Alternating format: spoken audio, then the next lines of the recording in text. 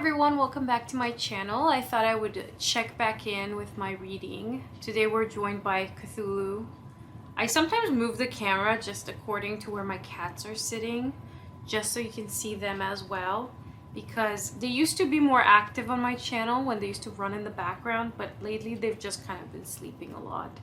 So what's been happening in Toronto lately is a lot of snow. I've had so many snowstorms in the last week and a half. There's still one going on right now. There's snow everywhere. It's hard to get anywhere. And if you don't drive, I don't even know what's harder, to drive or not to drive. I've done very few things, so I've had a lot of time to read. One of the things that I did do was at work, we had a kind of Valentine's Day workshop. We pulled out a lot of Victorian books that had to do with romance and any kind of love-related things or friendship.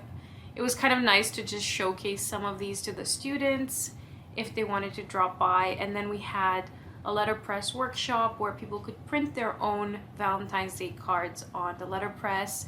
So that was a lot of fun. And then on the weekend, I had the opportunity to visit my favorite bookstore in Toronto. And I tend to do this pretty often, but I looked around and I saw a lot of books that I really wanted to get.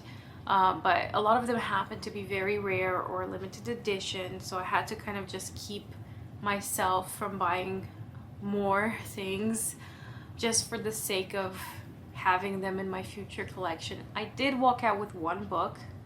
It was a very gory book. This one specifically. I've been kind of collecting gory things since reading his biography, and just I love gory in general. That shouldn't surprise you. Yeah, other than the one bookstore visit, we didn't get a chance to do much because we're kind of locked in.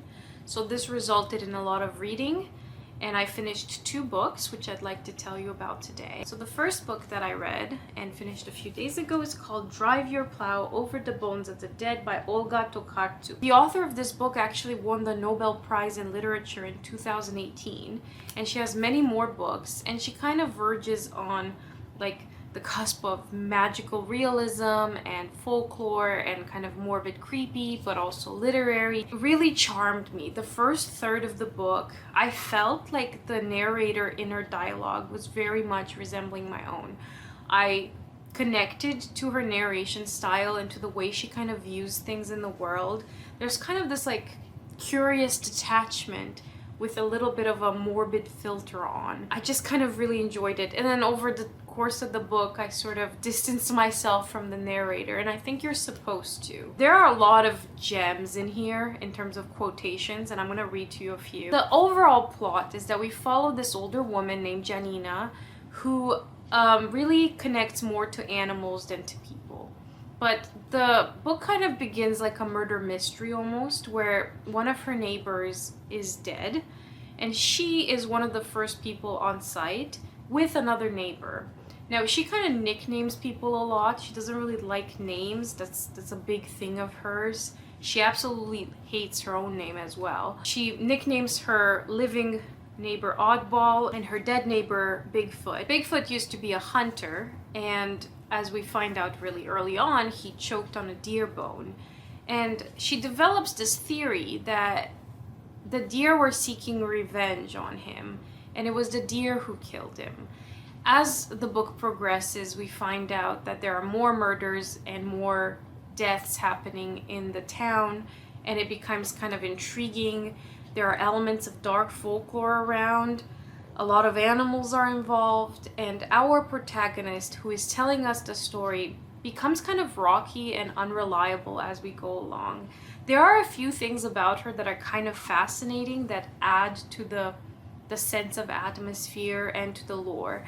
So one of the things is that she is absolutely obsessed with astrology, and this gives her a sense of control in the world. She has this theory that she's kind of calculated everyone's birth charts and death charts, and based on what she knows about them and when they're born, she knows exactly when they're gonna die, and she's kind of charted all of this in such a way that she's convinced she also knows when she's going to die, and this brings her a lot of comfort. On page 67, she says, "In any case, I know the date of my own death, and that lets me feel free." There's also a passage here where she says that if she had to be on a deserted island with any book, she would pick this book, which if you look at it, it just has all of the charts of the stars and the alignment, so you can calculate things all the time.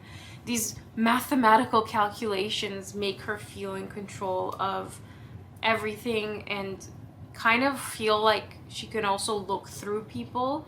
Like she knows everything about you because she's kind of mentally calculated your charts. So there's something about her interaction with humans that's very methodical and mathematical. And then her connection to animals is like on a deep spiritual level. We find out that she has these 2 dogs who she refers to as my girls, and she loves them so much. And then a lot of the animals in town are involved. This is a multi-layered murder mystery, and we, the reader, are also kind of investigating as we go along, and that's a lot of fun. And then the other layer to this character, besides absolutely loathing names in general, going on rants about names and astrology, is that she is studying William Blake with her friend Dizzy. William Blake shows up a lot in terms of quotations. The title of the book is taken from William Blake. This kind of made me go look through a lot of our William Blake stuff at the library. I don't actually have the exact poem that this title comes from, but I was kind of fascinated to just look through some of his drawings and his writing, because I think there is kind of this same element or feeling to William Blake where you have this kind of dark literary feeling, and at the same time there's elements of folklore and mythology around it all, and there's an artistry to it all that brings it all together. Every time I put this book down, when it was time to pick it back up, I never felt kind of like, ugh, like I don't want to pick it up. Like I was just like, yep, let's go. And then every single time I got back into it really fast. So there's something about the way it's written, and maybe the way it's translated. I'm not sure if it was originally written in Polish, but it's kind of an easy read that way. Like it's fun to get into. And there has been a movie made based on this book in Polish, which I'll put on the screen. And I'm pretty sure it's rentable on YouTube and several other platforms. But it looks a lot darker than I imagined it. So yeah, that's another thing if you want to consume this in various formats and have a wholesome understanding of this story. While it wasn't a perfect 5-star read for me, there was a lot in here to discuss, and for that reason I think this would make a perfect book club book, because there's a lot to read into, and those are a lot of fun. And there were many moments along the way where I visualized myself in some form of book club talking about certain lines or characteristics or character details, and I think it'd be a lot more fun to do this with a group. So if you're looking for a book club book, you might want to consider this one, I think. So I'm going to read to you a few of the lines that I really liked. So this was the one where I kind of connected with her a little bit on her inner dialogue. She says, this was her assessing the dead body of her neighbor. To my mind, death should be followed by the annihilation of matter. That would be the best solution for the body. Like this, annihilated bodies would go straight back into the black holes whence they came. The souls would travel at the speed of light into the light, if such a thing as the soul exists. I don't know, I really liked that line, and I was like, oh my god, this woman's awesome. And then she has this really funny chapter on what she calls testosterone autism. With age, many men come down with testosterone autism, the symptoms of which are a gradual decline in social intelligence and capacity for interpersonal communication, as well as a reduced ability to formulate thoughts. The person beset by this ailment becomes taciturn and appears to be lost in contemplation. He develops an interest in various tools and machinery, and he's drawn to the Second World War and the biographies of famous people, mainly politicians and villains. His capacity to read novels almost entirely vanishes. Testosterone autism disturbs the character's psychological understanding. I think Oddball was suffering from this ailment. The funniest part about that statement is that you kind of recognize a lot of what she's describing in her. I don't really want to diagnose characters here. And it did kind of remind me of this kind of recent discourse on YouTube, at least, where people talk about what they nickname podcast bros, and people who are really into stoicism and kind of classical biographies, refusing to often read fiction. And there's a lot of video essays out on that topic. I'm not going to get into it because I don't personally want to get involved in that. But yeah, it was just kind of a fun thought from that quotation. So after reading that book, my mind was kind of set in this weird space, which made me go back to weird fiction. I am working my way through William Hope Hodgson, and frankly, I think I'm very close to the end. I have one more massive novel and a few short stories left, and I think I would have read all of the things that he's written. So today I finished The House on the Borderland, and this is a newer-ish publication by the British Library with an introduction by Ann Vandermeer. Now, Ann and Jeff Vandermeer edited a lot of weird fiction and have written a lot of weird fiction. She herself has edited part of the Weird Tales magazines, and together they came up with a huge compendium of weird tales. It's like over 1,000 pages.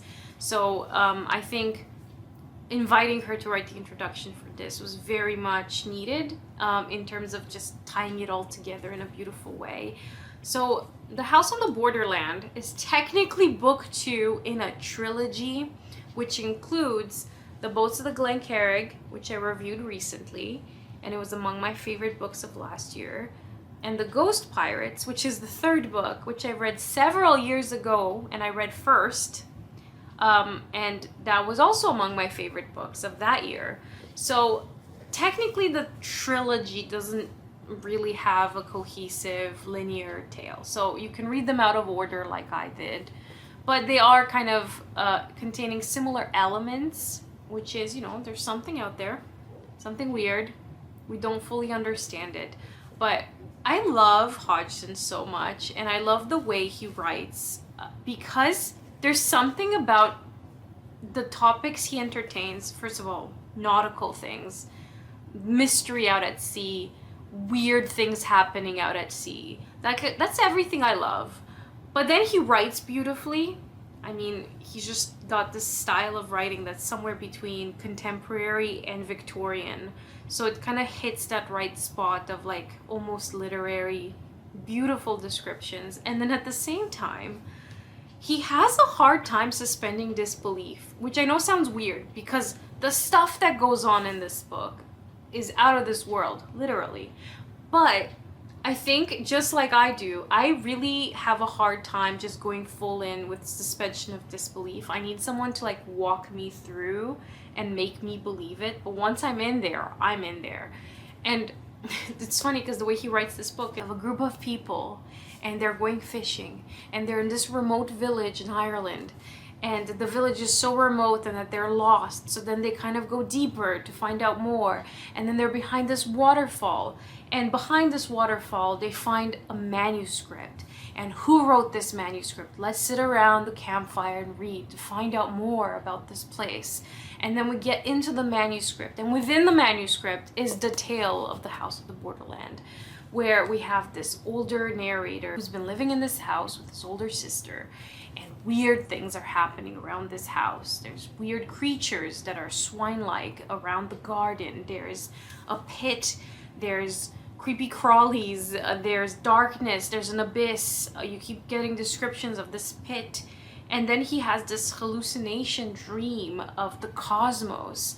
And keep in mind that this was written in a kind of pre-Lovecraftian era, right? It went on to inspire a lot of Lovecraft, and I think Lovecraft appreciated this story in particular, especially when it came to the cosmos and the out-of-this-world kind of contemplation. And it's kind of a prototype of cosmic horror, if not the beginning of it. One of my favorite lines in the introduction by Ann Vandermeer says, unlike Lovecraft, Hodgson wasn't driven by his fear of the other, but instead his attraction to the wonder of the unknown.